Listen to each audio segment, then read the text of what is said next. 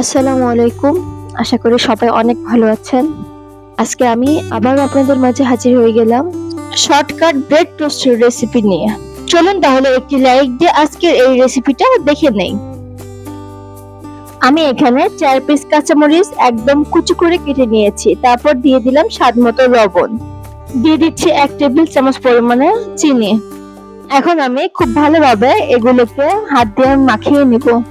এই ব্রেড ঝাল টোস্ট খেতে অনেক মজা। একটা দিন আপনারা বাসায় তৈরি করে খাবেন, দেখবেন সত্যি খুব ভালো লাগবে। আমি খুব ভালোভাবে ডলে ডলে মাখিয়ে নিয়েছি। এখন আমি এতে দিয়ে দিচ্ছি 2 পিস ডিম। আমি এখন এই সবগুলো একত্রে চামচের সাহায্যে মিক্স করে নিব। খুব ভালোভাবে ডিমটি মিক্স করে নিতে হবে, তাহলে ঝাল এবং মিষ্টিটা খুব ভালোভাবে মিশে যাবে। আমি এখানে 5 পিস পাউরুটি নিয়েছি, তবে আমি এটা গোল পাউরুটি ব্যবহার করছি। এখন আমি এখান থেকে একটি পাউরুটি নিয়ে মাঝ বরাবর কেটে নিব। আমি একইভাবে সবগুলো পাউরুটি মাঝ বরাবর কেটে নিব। যে যেখান থেকে যে অবস্থাতে আমার এই ভিডিওটি দেখছেন, সবাইকে জানাই অসংখ্য ধন্যবাদ। আশা করছি আপনারা আমায় প্রতিটা সময় সাপোর্ট করে যাবেন। আমি একইভাবে সবগুলো পাউরুটি মাঝ বরাবর কেটে নিয়েছি।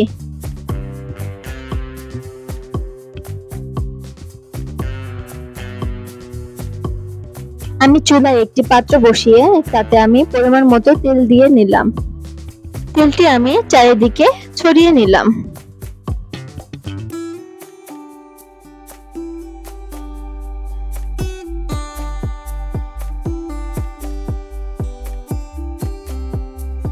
এখন আমি পাউরুটির এক অংশ নিয়ে ডিমের ভিতরে ভালোভাবে মেখে তেলের মধ্যে দিয়ে দিচ্ছি।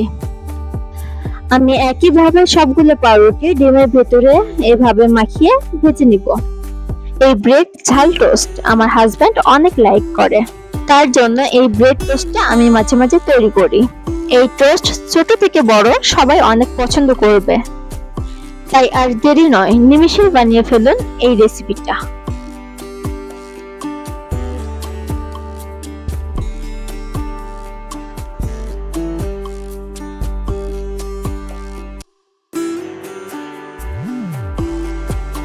আমি এখন টোস্টগুলো উল্টে দিচ্ছি,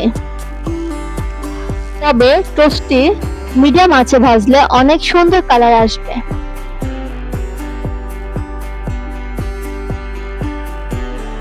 দেখুন কত সুন্দর এটার কালার এসেছে। এটা দেখতে যেমন সুন্দর, তেমনি খেতেও দারুণ। আমি এখন আরেকটি বার উল্টে দিচ্ছি।